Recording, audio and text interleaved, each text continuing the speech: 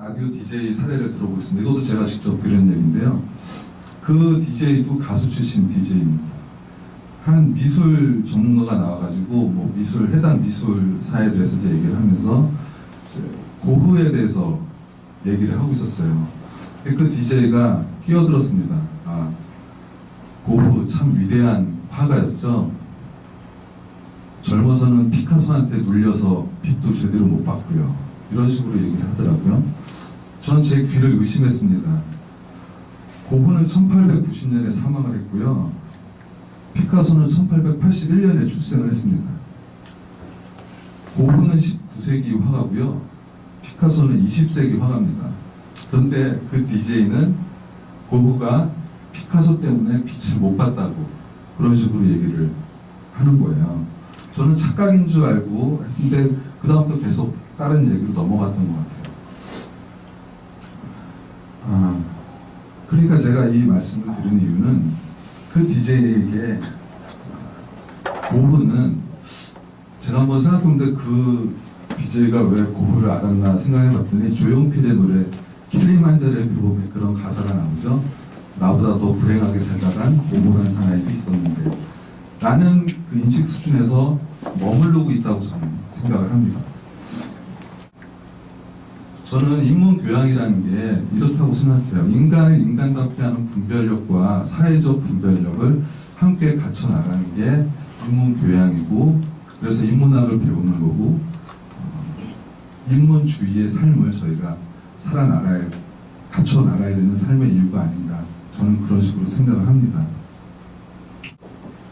왜 살아가는지, 그리고 무엇을 위해 무엇 때문에 살아가는지를 결정하는 주체는 우리 각자 한 사람이겠죠. 그리고 인생의 이유와 목적을 숙고하게 해주는 힘이 저는 인문교양이라고 생각을 하고요. 이 말은 역시 서경식 선생님께서 했던 말입니다. 그래서 우리가 인문교양이 중요하고 지금 열풍이 불고 있는 인문학 책을 어렵지만 그래도 열심히 읽으려고 하는 그런 것들이라고 저는 생각을 합니다. 여기서 잠시 영화 얘기 할게요. 여러분도 혹시 변호인 보셨어요? 네. 지금 1100만 넘어갔습니다. 이게 뭐 도둑들의 한국 영화 최고작이 아마 도둑들 같은데 도둑들을 깰지 많이 좀 관심이 모여져 있는데요. 이 영화에서 보면 송우석 변호사가 나오고 차동영 경감이 나옵니다. 잘 아시겠지만 노무현 전 대통령이 모델이죠. 송우석 변호사는 세무 변호사로 살아가는 인물입니다. 그 초반에요. 돈 꽤 많이 법니다. 본인이 스스로 블루오션을 하나 만들어가지고 다른 변호사들이 하지 않는 일, 그런 일을 하면서 돈 많이 벌고 여가 시간에 요트 타고 다니면서 인생을 충분히 즐기면서 삽니다. 그런데 어느 날 자기가 잘 가는 국밥집 아주머니의 아들이 용공 조작 사건에 휘말리게 되면서 새로운 세계에 눈을 뜨게 되죠. 그 국밥집 아주머니의 아들은 심하게 고문을 당했습니다. 그때 송우석 변호사는 그 고문을 당한 그 대학생을 보고 즉석에서 인권 변호사의 길로 나서지 않았어요. 그때 대학생들이 읽던 책 중에 이해치카 역사란 무엇인가라는 책도 나오고 이영애 선생님의 전환시대의 논리라는 책이 나옵니다. 그 외에 여러 가지 몇 권의 책이 있었는데 극 중에서도 보이죠. 송우석 변호사가 하룻밤 사이 이 책을 다 읽어버리면서 그때부터 인권 변호사로 헌신을 합니다. 이분은 그 전까지 사법고시를 패스했으니까 법 지식은 누구보다도 많이 알고 있었겠죠. 그러나 그 송우석 변호사는 인문교양이라는 것은 없었던 사람이었던 것 같아요. 그리고 이런 인문교양에 눈을 뜨면서 자기 민주주의를 위해서 자기 일평생을 바치는 계기를 마련해 나갑니다. 여러분들 그 오리엔탈리즘으로 유명한 에드워드 사이드라고 들어보셨죠? 오리엔탈리즘이라는 말. 오리엔탈리즘이라는 말은 그 전까지 유럽인들이 동양에 갖고 있는 동양 취미, 동방에 대한 취미를 오리엔탈리즘이라고 그런 용어로 사용됐습니다. 그런데 에드워드 사이드가 1978년 오리엔탈리즘이라는 책을 써내면서 이 개념이 싹 바뀌어버립니다. 서구의, 동양에 대한 서구의 왜곡과 편견을 이제는 오리엔탈리즘이라고 말을 하고 있습니다. 그럼 에드워드 사이드의 이 말은 그런 거죠. 에드워드 사이드는 인문주의에 대해서 이렇게 말했습니다. 무비판적으로 코드화된 확실성에 대해서 소란을 일으키고 재정식화하는 것. 그러니까 우리가 당연히 그러려니 하고 알고 있는 거에 대해서 다시 과연 그것이 맞느냐, 과연 그것이 올바른 것이냐라고 질문을 던지고 다시 현실에 맞게 재정립하는 게 에드워드 사이드는 인문주의라고 말했습니다. 비슷한 맥락으로 송우석 변호사는 당시만 하더라도 전두환 군부 독재가 막 정권을 잡은 시절이었는데 영화 보신 분들은 알겠지만 송우석 변호사는 그게 당연하다고 여깁니다. 이 세계는 데모 몇 번으로 바뀌지 않는다. 이 세계는 말랑말랑하지 않다. 너희들이 데모 해본들 대학생들이 공부는 안 하고 운동이나 하고 그래서 바뀔 세상이 아니다 라고 하지만 이 책을 읽으면서 그 스스로가 당연하다고 자기 스스로는 당연하게 생각했던 그냥 군부 독재에 저항을 하죠. 그 돌처럼 단단한 현실에 계란을 던져서 자기가 스스로 깨져나갑니다. 근데 송우석 변호사와 반대되는, 완전히 정반대되는 인물이 있죠. 차동영 경감입니다. 곽도원 씨가 이제 연기를 했는데요. 이 영화가 잘 되는 이유는 두 배우의 연기력에 힘입은 바가 큰 것 같아요. 송우석 씨와 송강호 씨는 워낙 연기를 잘하시는 분이고, 곽도원 씨는 어느덧 이제 악역 전문 배우가 되셔가지고 최근에 지금 황정민 주연의 남자가 사랑할 때라는 영화 보셨나요? 거기에 보면 곽도원 씨가 황정민의 형으로 나와요. 실제로는 4살 어립니다. 황정민 씨보다는. 근데 남자가 사랑할 때 시나리오를 받고 황정민의 형 역할이 아니라 황정민과 같이 일하는 폭력배, 그러니까 악역이죠. 악역 역을 되게 좀 탐냈다고 해요. 그거 하고 싶다고. 이거는 여담입니다. 그래서 그 얘기를 듣고 황정민 씨가 이 곽도원 씨한테 이런 식으로 얘기했다고 합니다. 야, 네 얼굴은 앞으로 악역 많이 할 수 있으니까 이번에 착한 역 한번 해봐라. 그래가지고 극 중에서 황정민 씨의 형 역할, 이발사 역할로 나오는데요. 이 차동영 경감 같은 경우에는 전혀 끝까지 인문 교양에 대해서 알려고 하지 않습니다. 이 사람의 머릿속에는 극우, 반공 딱 2가지 관념밖에 없어요. 그 외에 나머지 모든 것들은 악입니다. 비정상적인 것들이고요. 교화해야 될 대상이고 우리나라에서 없어져야 될 거라고 생각하는 인물입니다. 한마디로 이 사람이 아까 서경식 선생님께서 말씀하신 전형적인 국가의 기계로 살아가는 거죠. 차동영 경감 같은 사람이 전형적인 관념의 노예로 살아가는 사람들입니다. 김광규 시인이라고 계십니다. 저희 소소한 책수다 팟캐스트에서 소개가 된 시인데요. 희미한 옛사랑의 그림자라는 시가 있어요. 1978년도에 나온 시인데요. 그 시의 초반부는 이런 거예요. 20대 시절을 얘기합니다.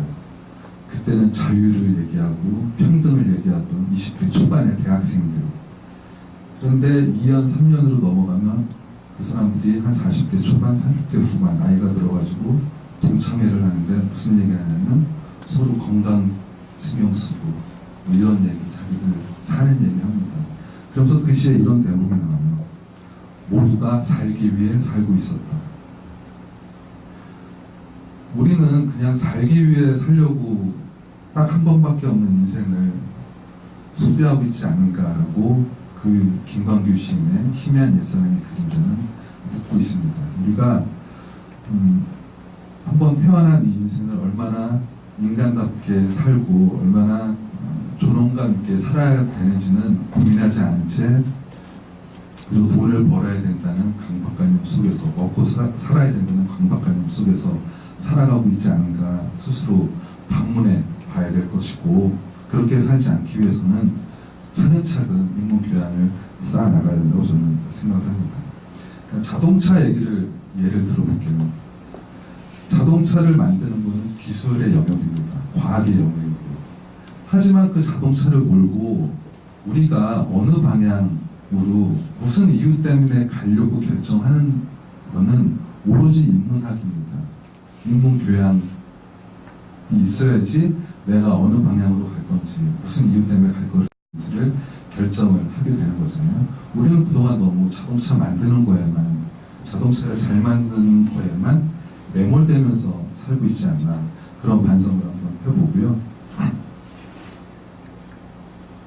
그럼 인문교양과 친해지는 방법에 대해서 이제 설명을 드리겠습니다. 인문교양, 인문학 너무나 광범위합니다. 이거 인문학 스타디라는 책이 있어요. 거기서 아주 간략하게 나누는 건데요. 이거 아마도 저기 미국 대학생들을 위한, 미국 대학 그 1, 2학년들 학생들을 위한 그 표가 나누는 것 같은데요. 이렇게 나누는 것도 되게 좀 머리가 아프기 시작하죠. 그리고 고전문학 차트 저 항목에 읽어야 될 책만도 수두룩하고요. 근대문학, 예술학 뭐 진짜 엄청납니다. 그 책 리스트만 보고 있으면 머리가 지끈지끈 아파옵니다.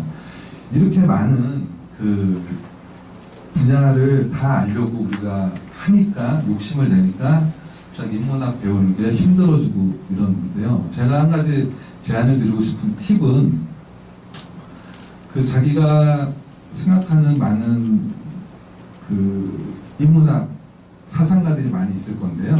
그 중에서 자기 취향에 맞고 한 번쯤 배워보고 싶은 사람, 이 사람, 이 사상가에 대해서 궁금하다, 이런 사람이 있으면 그 한 사람의 철학가나 사상가를 골라가지고 올 1년 동안 한 그 사람에 대해서만 한번 관련 서적을 한번 찾아 읽는 것도 좀 괜찮은 방법인 것 같아요. 예를 들면 시중에 나와 있는 인문학 서적들, 좋은 서적들이 되게 많습니다. 그러니까 인문학이란 무엇인가라고 개괄적으로 소개해주는 책들이 있죠. 뭐 최근에 제가 기억나는 책은 인문학 지도라는 책도 있고요. 뭐 인문의 바다에 빠져라라는 책도 있고, 뭐 20세기 사상 지도, 뭐 이런 책들도 있습니다. 그런 책을 읽으면서 대강의 인문학의 숲을 그려본 다음에, 그리고 자기에게 맞는 궁금한 호기심이 일어나는 그런 사상가의 책을 한 번쯤 읽어보면 좋을 것 같다는 생각이 들고요. 저는 오늘 그래서 한 가지 예를 드리려고 저는 미셸 푸코를 골라왔습니다. 제가 죄송합니다.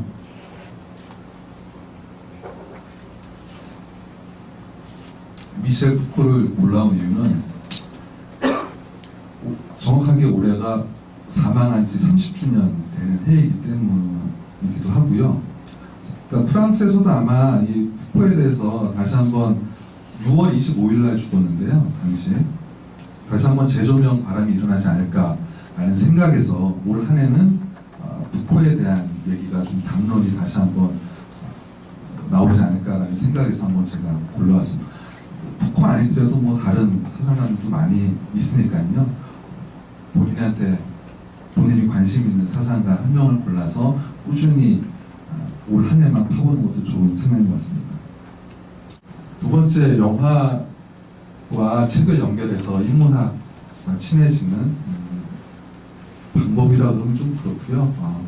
제 나름대로 이런 식으로 매치시켜서 영화를 보고 책을 매치시키면 더욱 그 영화에 대해서 풍성하게 알 수 있지 않을까라고 이제 말씀드리는 건데요. 작년에 영화 관객이 2억 명이 넘었습니다. 우리나라 인구가 5천만 명인데 2억 명이 넘었다는 건 1인당 1년에 4편씩 극장 가서 영화 보고 있다는 건데, 뭐 극장에서 보는 거 외에도 집에 요새 IPTV 많이 발달돼서 IPTV로 보는 사람들 많을 것이고, 불다족들, 불법 다운로드 받아가지고 어둠의 경로로 보시는 사람들도 특히 남자분들이 많이 하는데요. 그렇게 보는 것까지 치면 우리나라 대다수 성인 한 명당 한 1년에 10편 이상씩은 너분이 보지 않나, 이런 생각이 드는데요. 이왕 영화를 보실 거면 그 영화와 함께 읽으면 좋을 책들을 본인 스스로 찾아가면서 읽는 것도 좀 많이 도움이 될 거라고 저는 생각을 합니다. 첫 번째 제가 말씀드릴 영화는 더 리더, 책 읽어주는 남자라는 영화인데, 혹시 이 영화 보신 분 계신가요?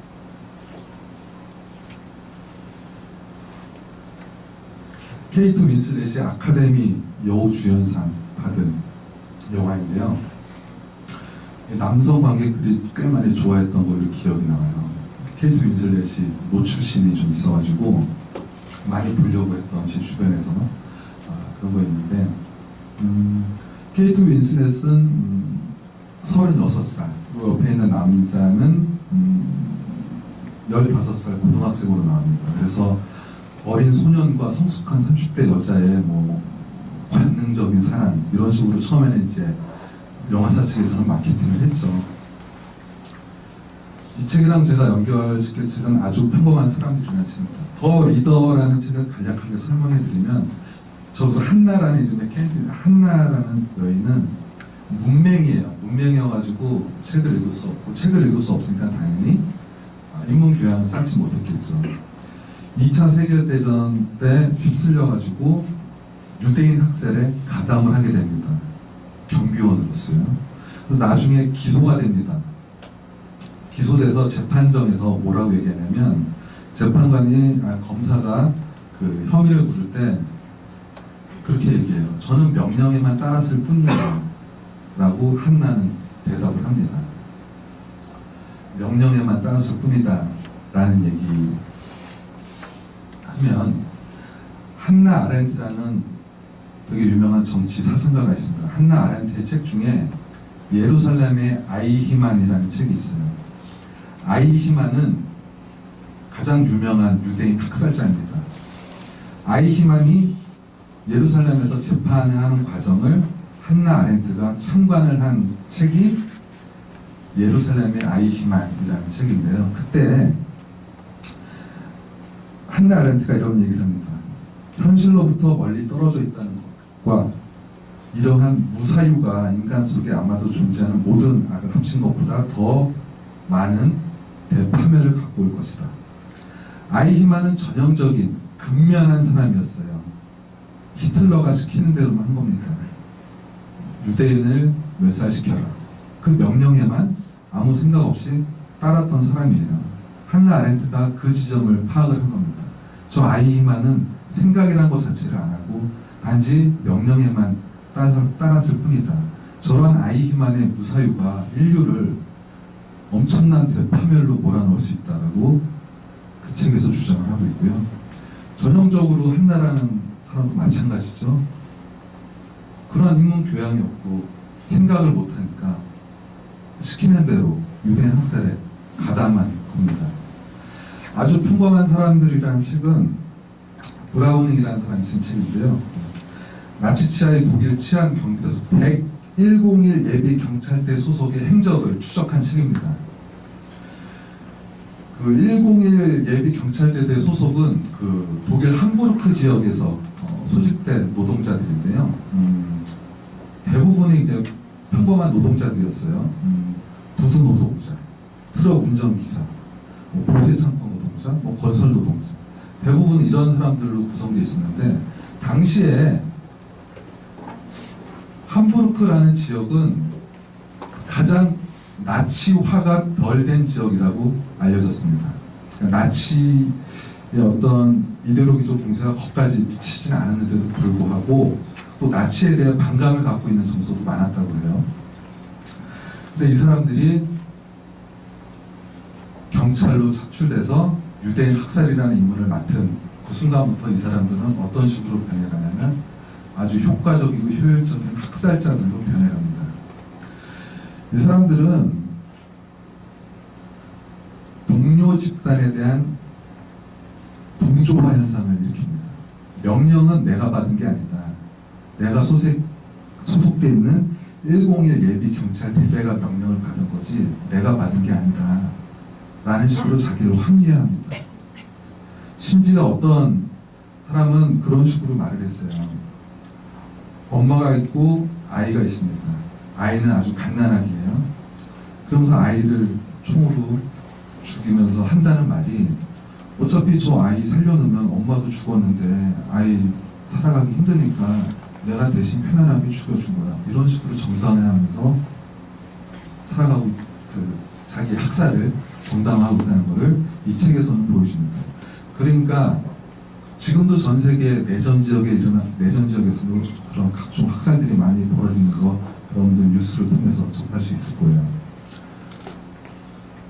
내가 어떤 사상이나 이런 게 있어가지고 그런 거 전쟁을 참여하고 이런 것들이 아니라 거기에 가게 되면 아주 평범한 사람들도 그렇게 극악무도한 학살자가 될 수 있다는 것을 이 브라우닝이 아주 평범한 사람들은 얘기를 하고 있고, 한나 아렌트가 예루살렘의 아이히만에서 무사유라는 개념으로 보여주고 있습니다.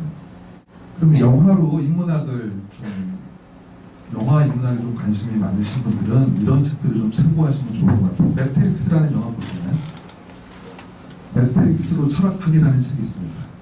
매트릭스 같은 경우에는 뭐 소크라테스, 데카르트, 칸트, 실존주의, 불교, 막시즘, 락강, 프로이트주의 모든 게 다 모든 이 이론으로 모두 다 해석할 수 있는 영화가 매트릭스라는 영화입니다. 한번 읽어보시면 철학에 상당히 큰 호기심과 궁금증이 많이 풀릴 거예요. 그 영화를 보고 이 책을 함께 읽으면.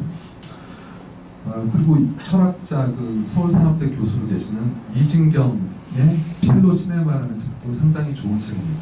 이진경의 필로 시네마 같은 책도 읽어보시면 여러분들이 영화에 대해서 인문학적으로 철학적으로 접근하는 방법에 대해서 여러분들이 많이 도움이 받을 수 있을 것 같습니다.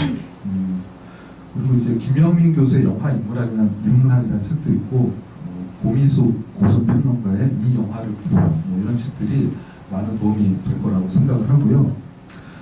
세 번째는 인문학 강의 듣는 건데, 지금 제가 하는 이런 거 말고 어떤 단체에서, 근데 요즘에 인문학 강의가 백화점 문화센터에서 자기 개발서식의 그런 것들을 많이 한다 그래요. 그런 거 말고 정말로 비판적으로 인문학의 어떤 핵심 비판성을 좀 가르쳐 줄 수 있는 그런 인문학 강좌를 찾아보시면 많이 인터넷에 소개가 되어 있을 거예요. 그런 거 등록을 하셔가지고 그런 거를 들으면서 인문학과 친해지는 것도 하나의 방법인 것 같습니다. 저 밑에 있는 노트는 실제 제가 군대 시절부터 썼던 노트고요.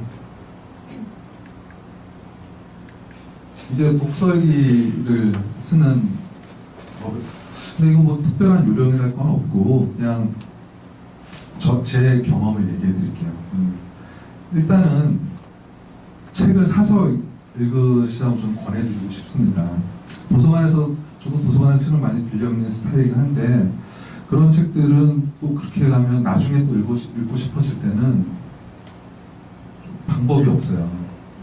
그 해당 도서관에 대출하러 가면 또 누군가가 대출해가고 없어가지고 또 계속 연장되고 하다 보면 또 읽고 싶은 마음도 사라지고. 근데 책을 사서 꽂아 놓으시면 언제든지 보고 싶을 때마다 읽을 수 있으니까 밑줄을 그으세요. 내가 좋아하는 문장에다가 밑줄을 그으시고, 저처럼 아까 저 밑에 있는 저 노트, 스프링 노트에다가 필사를 한번 해보세요. 필사를 하게 되면 좋은 점이 기록으로도 남게 되지만 문장력 좋아지는 거에 아주 직방입니다. 여러분들 영화평론가 이동진 씨 좋아하시는 분 많죠? 그분은 중학생 때부터 소설 한 권을 통째로 필사하던 사람이었어요.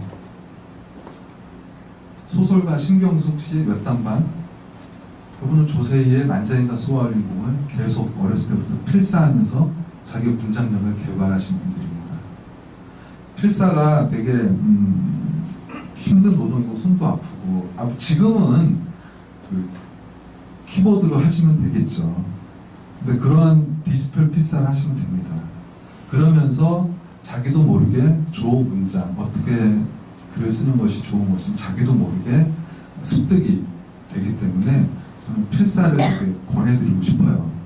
그러면서 자기만의 문체가 언젠가는 나올 거라고 저는 생각을 합니다. 그리고 두 번째는 그냥 생각나는 대로 쓰세요. 이거를 처음에 잘 쓰려고 하다 보면 첫 문장부터 막힙니다. 그러니까 프로들, 인터넷 서평꾼, 로자 같은 교수, 그런 분들처럼 처음부터 잘 쓰려고 하다 보면은 난 안 돼. 역시 나는 서평가는 안 어울려. 그냥 이게 웬 독서일기? 이렇게 하고 한 걸음도 못 내딛게 돼요. 일단 무조건 한 걸음을 내딛기 위해서는 뭐라도 주어 서술어 뭐 비문이 될 수도 있고 뭐가 될 수도 있고 뭐 논리도 뒤죽박죽이 될 수도 있고 하여튼 무조건 저는 쓰라고 권해드리고 싶어요. 그리고 3단계는 독서일기를 이렇게 쓴 독서일기를 인터넷에 공개를, 요새는 개인 블로그들 다 있으시잖아요.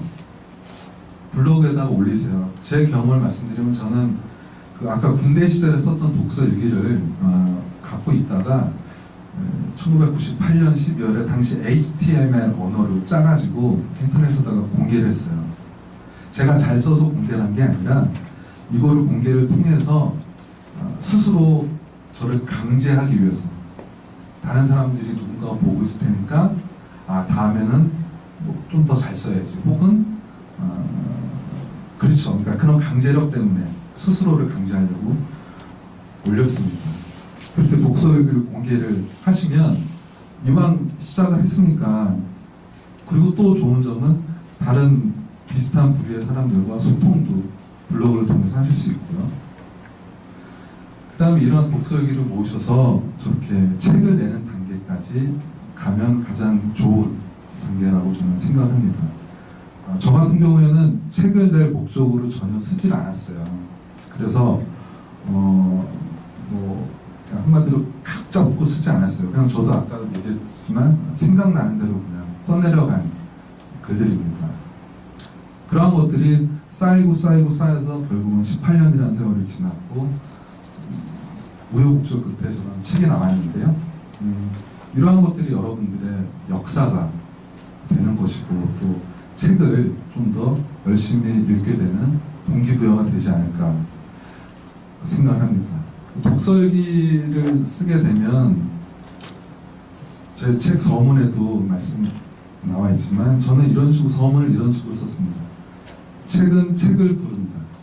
두 번째, 책은 글을 부른다. 세 번째, 책은 사람을 부른다. 네 번째, 책은 출판을 부른다. 이렇게 썼어요. 제 개인적인 경험이 다 들어가 있죠. 책은 부른다 했을 때 장정일의 독서일기가 결국 저 책을 불러왔습니다. 그리고 장정일의 독서일기 때문에 저기에 한 150여 권의 서평 독서일기가 들어가 있는데요. 그 한 권이 저로 하여금, 물론 150권보다 더 많이 읽었지만 저기 실린 거는 그렇게 됐다는 말씀이시고요. 책은 글을 부른다. 나도 장정일처럼 독서일기를 쓰기 위해서 그냥 끄적끄적 써내려갔던 거고요. 또 책은 사람을 부른다. 제가 98년도에 그 개인 홈페이지를 오픈했을 때, 그 홈페이지는 뭐 아직도 있습니다.